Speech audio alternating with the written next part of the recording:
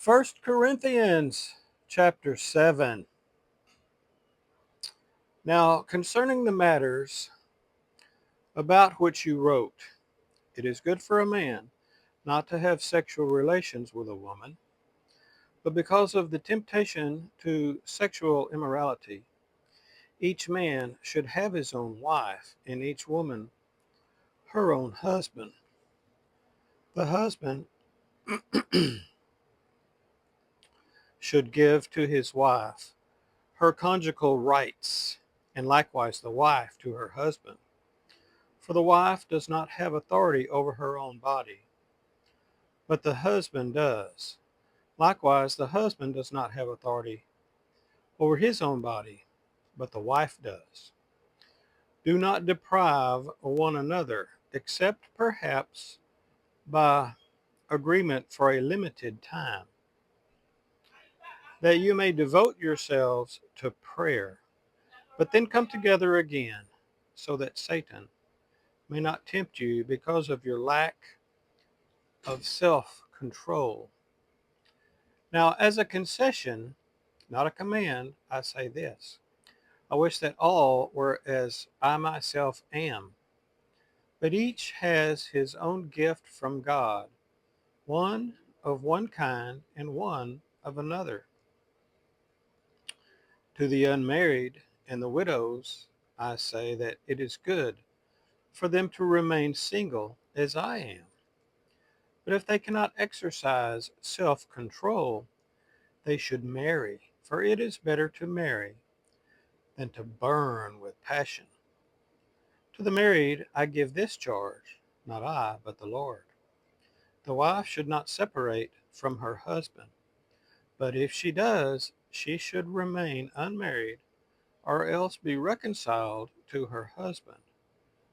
And the husband should not divorce his wife. To the rest I say, I, not the Lord, that if any brother has a wife who is an unbeliever, and she consents to live with him, he should not divorce her. If any woman has a husband who is an unbeliever, and he consents to live with her, she should not divorce him.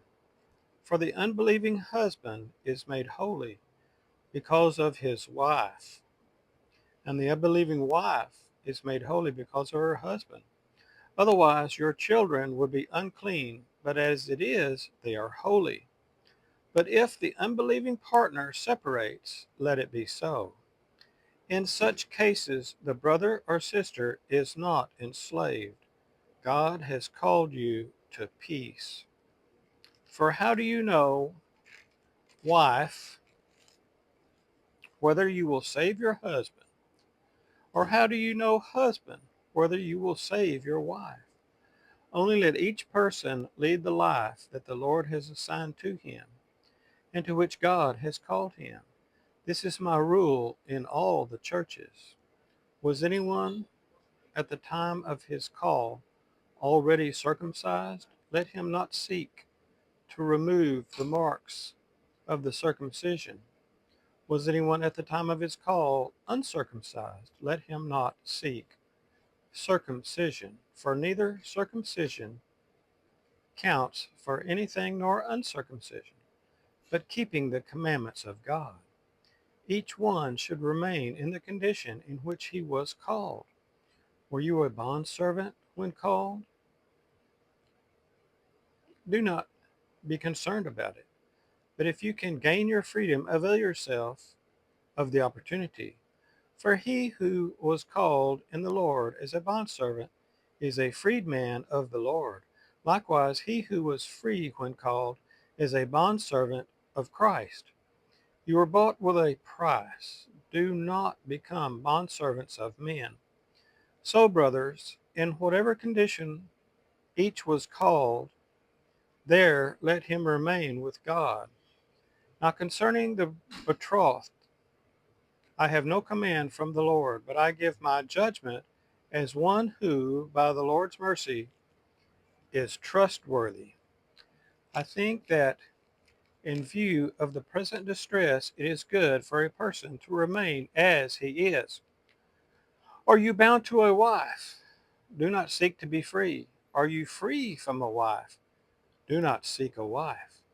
But if you do marry, you have not sinned. And if a betrothed woman marries, she has not sinned. Yet those who marry will have worldly troubles, and I would spare you that. This is what I mean, brothers. The appointed time has grown very short.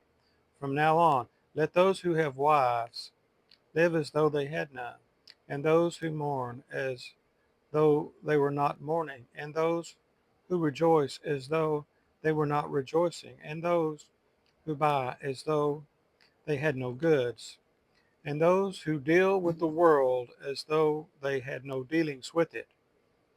For the present form of this world is passing away. I want you to be free from anxieties. The unmarried man is anxious about the things of the Lord, how to please the Lord. But the married man is anxious about worldly things, how to please his wife. And his interests are divided. And the unmarried or betrothed woman is anxious about the things of the Lord, how to be holy in body and spirit. But the married woman is anxious about worldly things, how to please her husband. I say this for your own benefit, not to lay any restraint upon you, but to promote good order and to secure your undivided devotion to the Lord. If anyone thinks that he is not behaving properly toward his betrothed, if his passions are strong, and it has to be, let him do as he wishes. Let them marry. It is no sin. But whoever is firmly established in his heart, being under no necessity, but having his desire under control, and has determined this in his heart, to keep her as his betrothed, he will do well. So then, he who marries his betrothed does well, and he who refrains from marriage will do even better.